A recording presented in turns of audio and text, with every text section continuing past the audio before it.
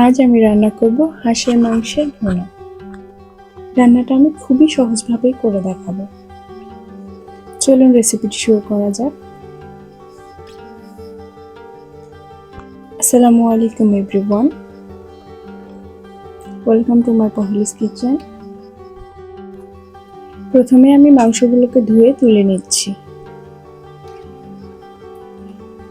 যে কড়াইয়ে আমি রান্না করব সে কড়াইয়ে আমি মাংসগুলো সব ধুয়ে তুলে নিলাম। এখন আমি এখানে দিয়ে দিচ্ছি আদা রসুনের পেস্ট 2 চামচ,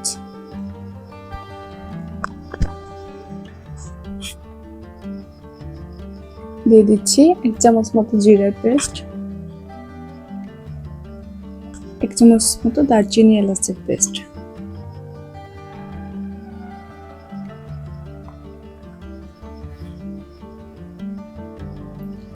দিয়ে দিচ্ছি কয়েকটা তেজপাতা,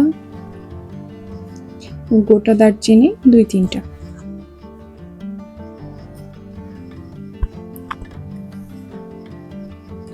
দিয়ে দিচ্ছি 4টা এলাচ,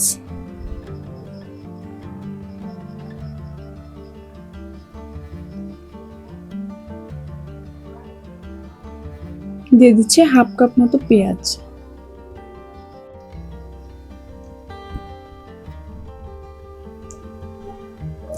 দিয়ে দিচ্ছি 1 চামচ মতো ধনিয়া গুঁড়া,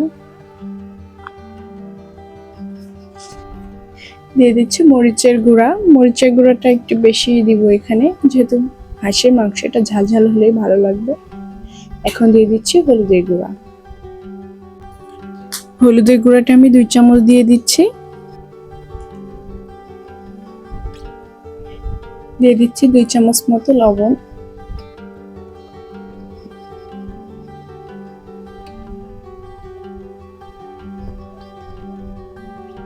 এখন এটা ভালোভাবে মাখিয়ে নিব।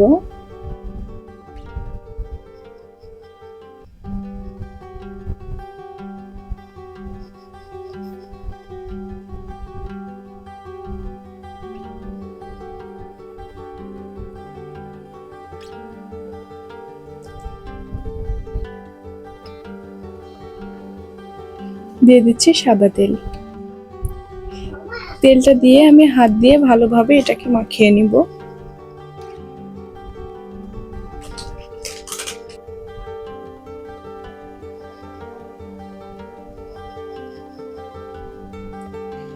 ভালোভাবে মাখিয়ে নিচ্ছি। এখন আমি এটা ঢাকা দিয়ে গ্যাসটা অন করে দিচ্ছি। মাঝে মধ্যে ঢাকনাটা খুলে একটু নেড়ে দিতে হবে।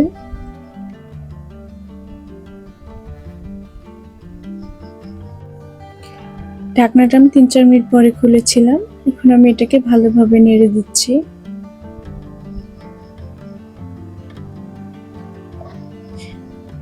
পুনরায় আবার ঢাকা দিয়ে রাখছি। দেখুন মাংস থেকে কিছুটা পানি ছেড়ে দিয়েছে।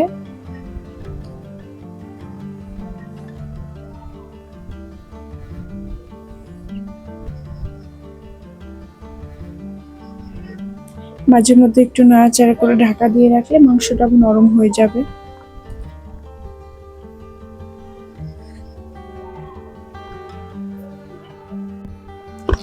যতক্ষণ না মাংসের পানিটা শুকায় আমি মাঝে মধ্যে এটাকে খুলে নাড়াচাড়া করে ঢাকা দিয়ে রাখবো।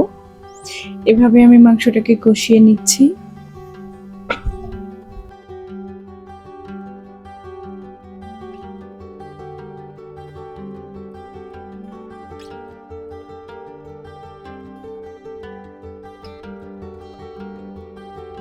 এখন আমার মাংসটা কষানো শেষ। দেখুন মাংস থেকে তেল ছেড়ে দিয়েছে।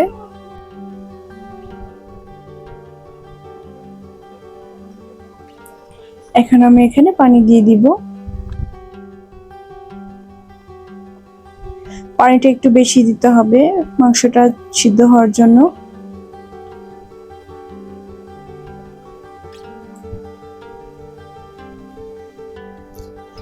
এখন আমি এটাকে ঢাকা দিয়ে রাখছি 20 মিনিটের জন্য। অফ ক্যামেরায় আমি মাঝে মাঝে ঢাকনা খুলে নাড়াচাড়া করে দিয়েছিলাম। এখন দেখুন মাংসের পানিটা প্রায় শুকিয়ে এসছে। এটাকে আমি আবার ঢাকা দিয়ে রাখবো। গ্যাসের ফ্লেমটা একদম লো করে দিব।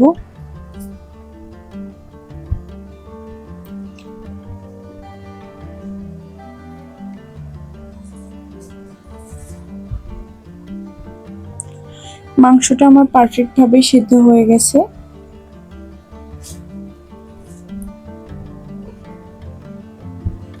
একদম লো হিটে আমি 15 মিনিট এটাকে ঢাকা দিয়ে রেখেছিলাম।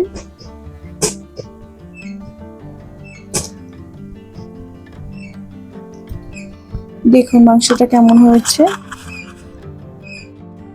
আমি চেষ্টা করেছিলাম রান্নাটা খুবই সহজভাবে উপস্থাপন করার জন্য। মাংসটা খেতে অনেক মজা হয়েছিল। এইভাবে হাঁসের মাংস ভুনাটা আপনারা খুব সহজেই করে নিতে পারবেন। আজ এখানে শেষ করছি। সবাই ভালো থাকবেন, সুস্থ থাকবেন। আসসালামু আলাইকুম।